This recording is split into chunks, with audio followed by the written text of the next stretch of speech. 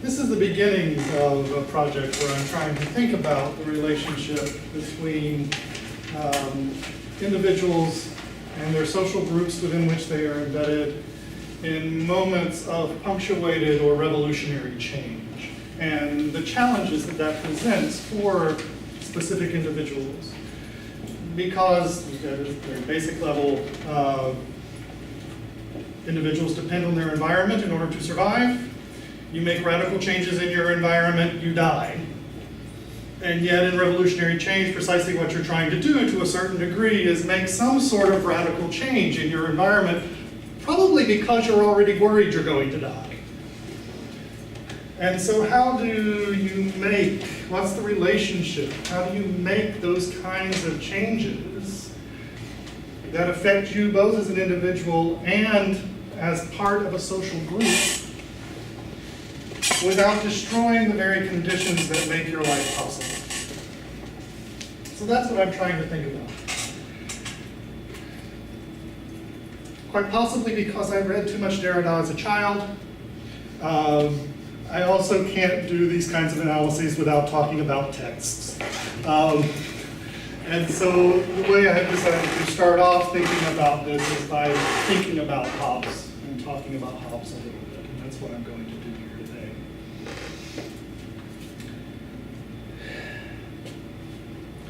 To ask about revolutions, the reorganization of the sustaining institutions and structures of the territorial state, such that new powers emerge for the territorial state, and perhaps even more importantly for its member parts, is always to engage a certain history, something that we should probably have in mind as we come up on the 100th anniversary of the Russian Revolution. For the purposes of Western philosophy, the focus on the role of the endeavors of individuals and the people play in revolutionary actions is, for all practical purposes, simultaneous with the emergence of modern philosophy. The American, French, Haitian revolutions of the 18th century arrived from foundations that are laid by the Commonwealth, and then the glorious revolutions in the 17th, just to be Anglophilic for a moment. Their impact has been felt throughout the empires of Europe and returns to the European continent itself in the 19th century before the Russian Revolution arrives early in the 20th century.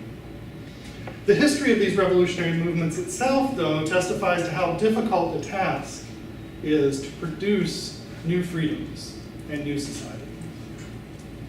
Therefore, in order to pursue our topic, I'm going to turn to the master of English language political philosophy, who was himself wrestling with our issues at the very roots of the long crisis, Thomas Hobbes. And despite the obviously anti-revolutionary tenor of Hobbes' own politics, Hobbes' worry is still our worry. Hobbes' concerns are our concerns. The devolution of social wholes into atomistic parts does not just destroy the whole, but renders the remaining days of the atomized particulars solitary, poor, nasty, brutish, and short, as Hobbes reminds us. Atomism is not the starting point of Hobbes' political philosophy, either theoretically or practically. It is the condition of danger that must be avoided in order for individual members to avoid their own destruction and to be able to exercise their powers as broadly and as effectively as possible. It's become a bit of sport in the last decade, again, probably because I'm not the only one who read too much Derrida as a child, to read Hobbes against the grain and to explore the possibility that Hobbes was a more pro-revolutionary and radical democratic thinker than he would typically be read as. James Martell, for instance, argues that the account of sovereignty in the Leviathan is meant to deconstruct, not reinforce sovereignty. This seems to me, at least, to fly in the face of Hobbes' hatred of all leveling trends, and to sort of deplace the Leviathan out of Hobbes' larger corpus. Hobbes' argument seems pretty consistent from the time he translates the Peloponnesian War up until his very dying day. This is not that kind of paper. I'm not going to try to make the argument that Hobbes is a radical thinker. But we can be somewhat sympathetic to Suzanne Schridar's argument that human liberty remains an enduring fascination in Hobbes' work, that it is ineliminable, it's irreducible, And it reveals how fragile the identity of the state really is. So we are going to travel a somewhat similar path to hers. This is ultimately a paper about non-identity. Hobbes' ontology at its core wrestles with non-identity as a kind of pathology. But in the process, he helps us understand the conditions for revolutionary change. Let's clarify. First, fairly briefly, to what degree should it even be possible to discuss Hobbes at a conference on social ontology and irreducibly social phenomena? Does Hobbes' ontology even allow for such a thing? And I don't think it's hard to show that the answer is yes, but it's worth lingering on a moment, because Hobbes still raises some interesting issues for us.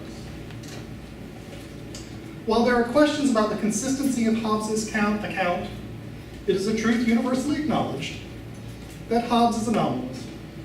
His anti-Aristotelianism is clear, forceful, and repeated across the entirety of his corpus.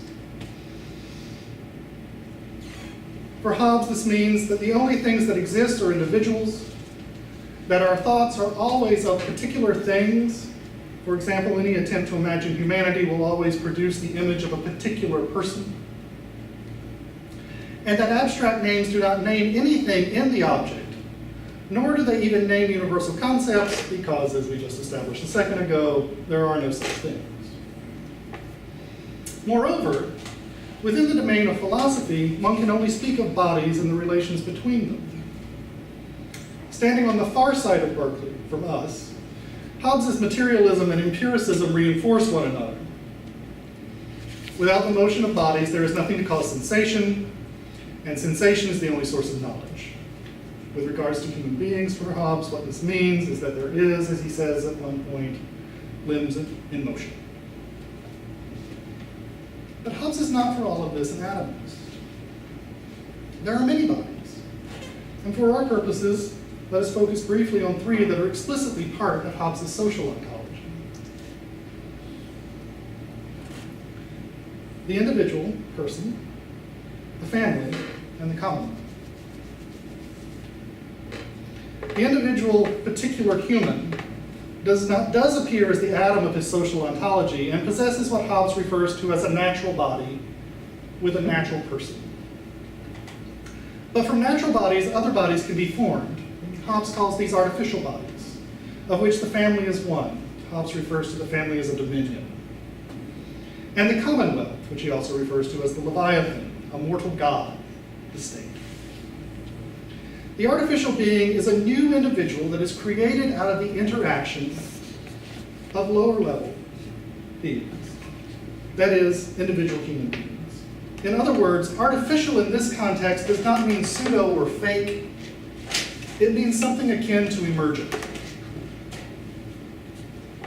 The reason for dwelling on these basic facts of Hobbesian ontology is because it is important to note the struggle that Hobbes has with explaining how these new things are new individuals, because it is anti-Aristotelianism. Having denied that there are essences and mocked things like intelligible species, Hobbes, as a materialist, must find something within matter itself that explains the unity of the various parts into a whole. Each social body must have a personage that is the center of its action and that orders the body as a whole. That person is the fundamental basis upon which the life of the body depends, and without which the continuation of the artificial body is no longer possible. The artificial body would die. For example, in the family, the child is held in the power of the head, who might be either father or mother. The loss of the head of the family endangers both the family and its individual parts. The commonwealth is an artificial body, but without a principle of unity, that is, without an artificial person, it would be nothing more than an aggregate of natural persons. As we all know, Hobbes solves this problem by arguing that we transform our sovereignty into this new being by endowing the sovereign with our liberty. The sovereign is then an artificial person and becomes the enlivening unity by which that which would merely be an aggregate is made into a whole. The parts are all authors, but there is only one person and thus one body. And you can point to that person.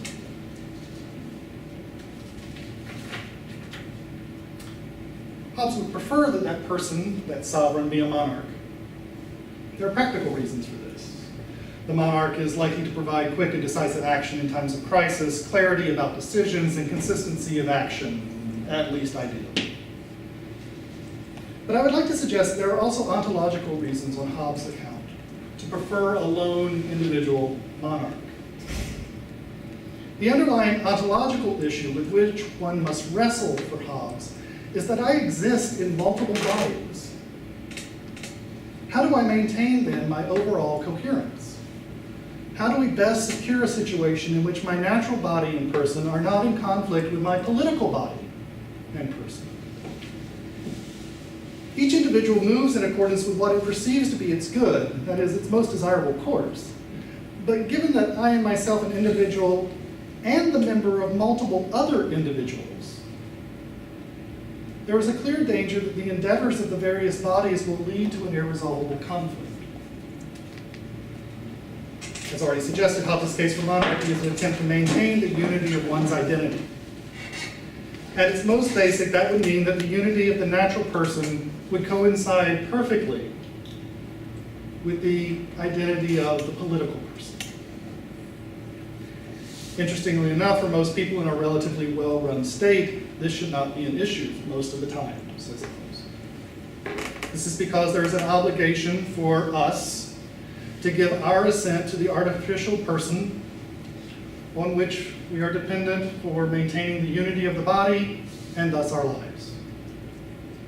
One should not get distracted here by the mythical account of the social contract that we all teach to our undergrads. Hobbes is well aware that such a condition never existed as a universal primitive social state, though he does think that it is possible to fall into such a condition, and that in most failed states, this is precisely the undesirable position that the natural person finds themselves in. The more interesting account here is found when Hobbes explains why the typical citizen has an obligation to their fellows to obey the crown, when they were never explicitly a part of any contract.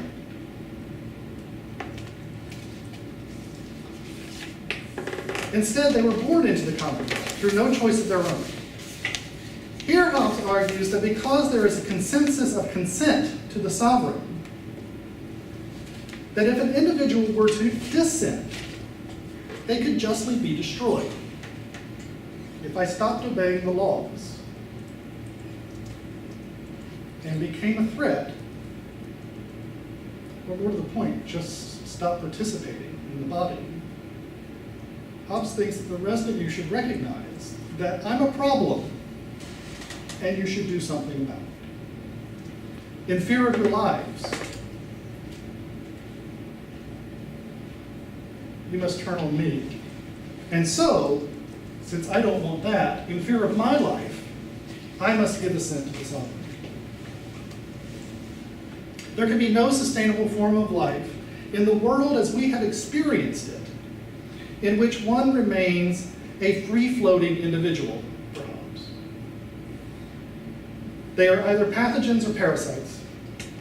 Either way, they live within some larger body and either actively attempt to destroy it or merely feed off of it. We shall return to some issues of causality that are raised here in a minute. For now, though, note that one cannot resolve the conflict between the natural body and the political body by attempting to revert to nature. While it may resolve questions of one's identity, it does so only by leading back to a situation in which one cannot live. In other words, one resolves the problem of identity by dying, says Hobbes, if you try to go back and become purely a natural person. All those who recognize that the survival and the goods of life depend on being members of bodies other than their natural body will rightly turn on the radical individualist as if they were a disease. What then of those people? Possessing a natural person and a political person, how do these two not conflict? Hobbes argues, of course, that subjects, that is, those who are subjected to a sovereign, who bound themselves together with each other and created the artificial body and the artificial person, avoid conflict by evacuating their sovereignty, that is, their liberty, as far as possible into the sovereign. It is not that they are not the authors of political acts and words, but that the person of those acts and words is found entirely in the sovereign. Because they are the authors, anything that the sovereign does to them cannot create a conflict or do them injury, because, as Hobbes loves to remind us over and over and over again, nothing which an author does to themselves can be counted as an injury. So Hobbes has largely settled the question of the unity of the natural and the artificial person and body in subjects to his satisfaction. But what of the divide between the natural and the artificial in the sovereign? The sovereign remains a natural person. The sovereign has their own drives and is thereby, by definition for Hobbes, exploring their own personal goods. They pursue their own self-interest. There are three kinds of sovereign: monarchy, aristocracy, democracy. Hobbes says if you don't like them, you call them tyranny, oligarchy, and anarchy. For now, we can treat aristocracy and democracy together, since what characterizes them both, in contrast to the monarch, is that they are forms of government ruled by an assembly. At one level, Hobbes does not dispute that the assembly functions as a person. A majority vote, for instance, becomes the voice of the people. But it's clear that the assembly can really only at best be a kind of defective person for Hobbes. The assembly's functions depend on attempts to form a majority, and they do this by dividing into factions. This causes two separate problems, having to do with the contradiction between the natural and the political person. First, as regards the natural person, the factions will band together around issues of mutual self-interest. This is how the factions create themselves. They pursue mutual self-interest and personal profit.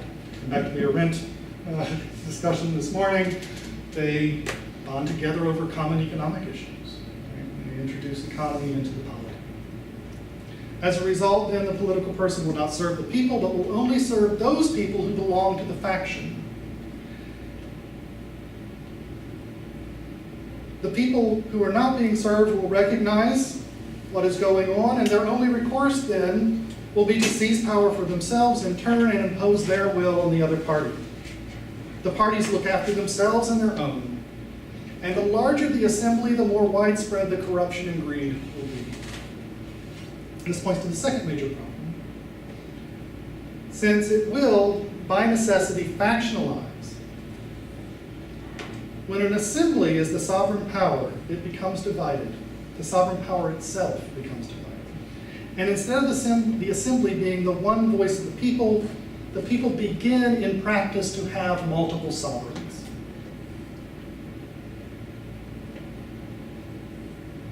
At a certain point, the power coalesces around various factional institutions, a divided people is formed, and civil war becomes inevitable, says Hobbes. Or to put it differently, the problem is that an assembly makes it impossible, and in fact encourages the natural person to place its interests before that of the political body, by exploiting its role as a member of the political person for personal gain.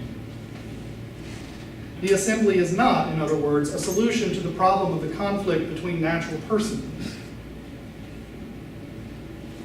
and their political life. Instead, it is a repetition of that problem. The assembly simply repeats the very thing it's trying to solve. The preference for monarchy then comes from the way in which the goods pursued by the natural person of the monarch, which are still self-interested. Right? Hobbes doesn't deny that. The goods pursued by the natural person of the monarch align with the goods of the political body, says Hobbes. Because the only way for the monarch to profit off of being a monarch is for the country to thrive, says Hobbes. In order for the political body to thrive, its member parts, its various natural persons who make up the body must also thrive. And as a result, the conflict between natural and political persons is removed. Under a monarchy, on Hobbes' argument as we've stated it so far, we are granted a coherent identity. Everything comes into alignment. The issue, of course, is that the non-identity sort of runs all the way through, right?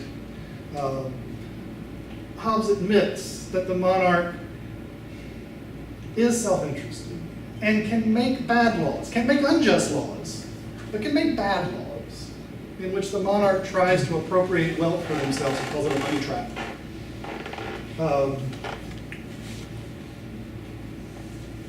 Moreover, and here just a brief, since I'm running low on time, a brief mention here of Sridhar again. It is amazing the degree to which natural persons retain their liberty in Hobbes. Because the whole point of political society is to protect you, to guarantee your life. And Hobbes repeats over and over again, basically, that any time you think your life is in danger, liberty sort of reverts back to you. That there is still, despite all of Hobbes' claims that the sovereign should never take the crown under conditions, there are always conditions on the crown, and sovereignty remains dispersed in Hobbes' account. Another way of thinking about this is that Hobbes over and over again makes an argument that already sort of anticipates Spinoza's argument. That there are limits on the power of the sovereign because the sovereign can never do anything that incites rebellion.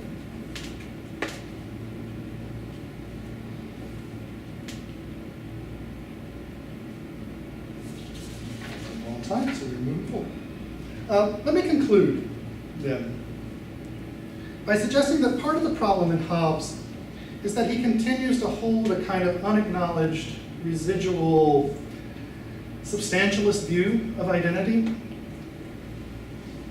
that doesn't sit well with his understanding of causality. That the way he understands the holding of identity and the way he understands causes conflict with one another. Hobbes' account of causation is essentially genetic. An examination of causes grounds an object in a chain of dependencies, placing it within an unfolding web of the material field so that one can either understand the process by which a thing came to be a determinate thing, or one can understand what will follow from a particular object. The point of reasoning, the point of science for Hobbes, is to reconstruct these relations of dependency, grasp the appropriate causal chains as regards a particular object or field of objects. One wants to understand the genesis of things for Hobbes. As an empiricist, Hobbes naturally thinks that the way one comes to discover these chains is through experience. The interaction of bodies with our bodies allows us to discern patterns of association until the relations of dependency begin to appear. Famously, perhaps notoriously, depending on your persuasion, Hobbes describes this form of reasoning in which one builds the chain or analyzes them down to the determinate effects in a mathematical way. Reasoning is a reckoning. One adds or multiplies, one subtracts or divides in order to find what one is looking for. In both cases, though, what Hobbes is looking for are the genetic processes that move matter. There's a temptation here to read Hobbes' understanding of causality as overtly rationalist because of its mathematical flavor. There is a conflation of logical necessity with his materialist causal account at times. The idea that nature produces effects, much as 3 and 4 yield 7, may suggest a rationalist reduction of causality. But even Hobbes' mathematics, one should remember, is materialist. You think of his attack on Euclid.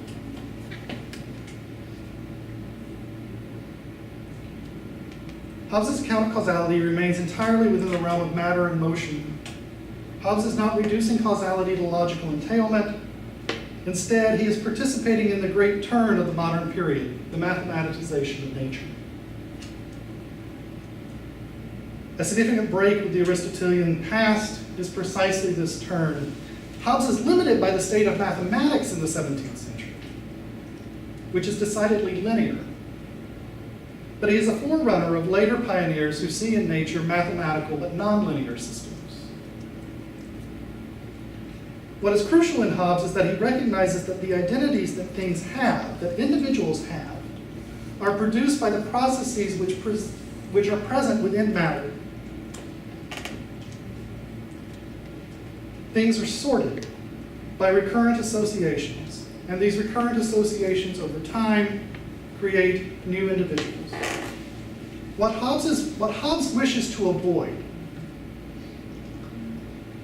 finally the conclusion, the meat of the idea down the line.